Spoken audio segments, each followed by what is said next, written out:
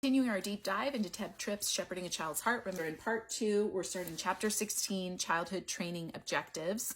This time, we're going on to late elementary and childhood. So he is going to tweak it a little bit according to his kind of anecdotal observations about child development. So here we are in elementary. He's going to give a lot of examples in this chapter, taking from elementary-aged children, presumably from the school he started, I'm guessing. But the focus is still going to be on obedience. And he says on page 161, as their first child went to school, they realized that they weren't there to give direction.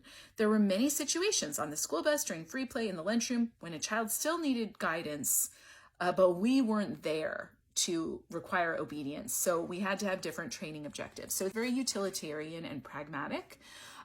Again, I'll note that even this is quite different from some popular authoritarian Christian parenting teaching will not even make this slight nuance that says, oh, well, children do go into separate spheres, right? And this is interesting because when you compare it to dominionist literature or some other authoritarian parenting literature of recent years, that's just not there. The children are always going to still be under their parents' authorities no matter what. He goes on and he's saying, look, the circle of blessing is still there, but it kind of needs to be virtually upheld. And not only virtually upheld, but take it to the next level. So he's in Ted's stage. The first stage is keep kids in the circle of blessing. The second stage is get at the underlying, help them see how ugly it was of them to try to leave that circle of blessing. So for instance, he says, halfway down the page, he says, selfishness, for example, is not defiant, but it is wrong. Your child has not left the circle of blessing, but within the circle, he has shown a crass self-centeredness that is wicked and ugly. Another example would be ridicule. The child can ridicule his brother without necessarily becoming either disobedient or disrespectful to you. The goal is to help him see the ugliness of such behavior. So this is kind of an extra guideline for things that would fall outside of the specifically defined nouthetic categories. You can see an example that follows about children not noticing all the work their mother is doing. There's almost an expectation that children would be able to see a parent's point of view empathetically, while the reverse is not necessarily on display. So that there will be deeper attitude expectations for a child's heart, but again, those are going to be determined primarily by the parent and from the viewpoint of the parent. He's basically saying you can go deeper into your child's heart. And the examples he gives are quite, they would be funny if it wasn't so horrible to think of children being described this way. On page 165, he describes George, a second grader who's 7. George, a second grader in the local Christian school, was an example of this Phariseeism, which he's described above as people whose cup is washed and clean on the outside, but are filthy inside. His parents had taught him to obey. In class, he kept the rules. He did his work. He would never speak out or get out of his seat without permission. He was well behaved. The outside of the cup was clean. Inside, George harbored many wicked attitudes. He obviously thought of himself as better than all the kids who needed periodic correction. He was intolerant of being sinned against. He extended forgiveness in a condescending manner. He had no sense of his own sinfulness or need of Christ.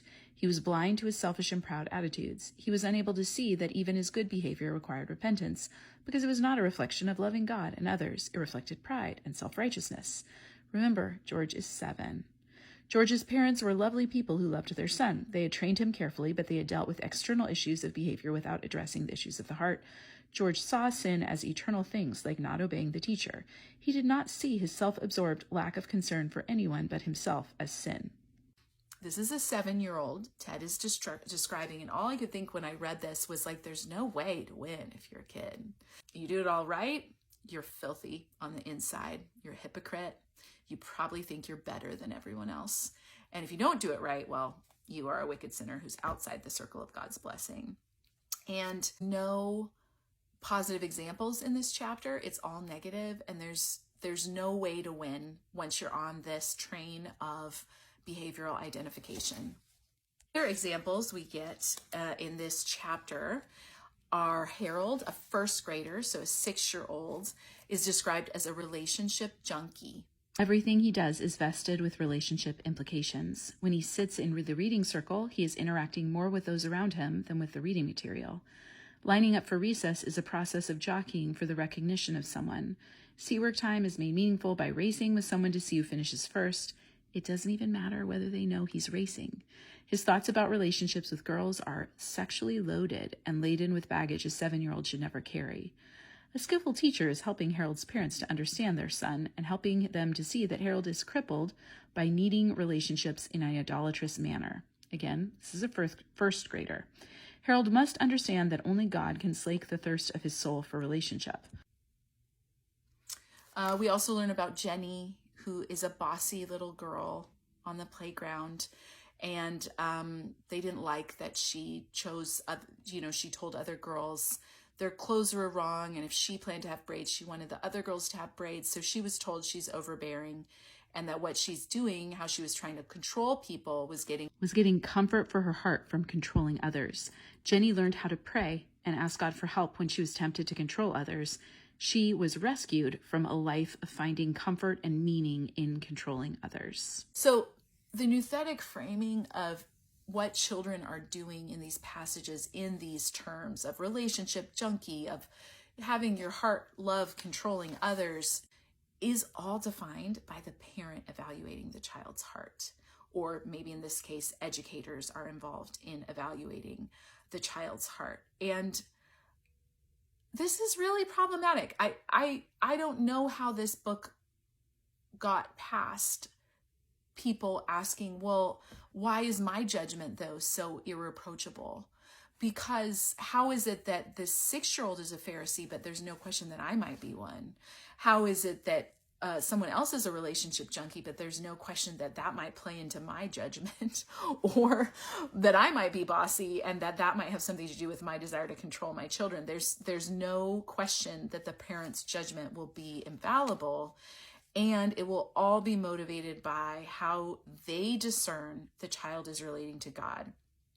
Page 166. This is wild.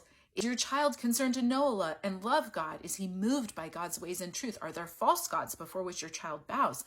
What motivates him? Does he ever talk about God? How does he talk about God? How does he think about God? The scrupulosity underlying this is kind of bananas for me to read about, because it sets parents on this treadmill of everything is going to be about God, and they are the only ones judging that. Like there's no way to keep people in a place of clear thinking on this. And any undesirable behavior, of which all of us have many undesirable behaviors all throughout our life, part of being human, but any undesirable behavior is going to set off this spiral of scrupulosity, like what's going on with God and what's going on in this child's heart. And later to this relationship junkie child, he's going to be told that only God can slake the thirst of his soul for relationship. And I don't know what that means when 6 and 7-year-olds are told this language, and what kind of psychological and emotional and spiritual impact that has on them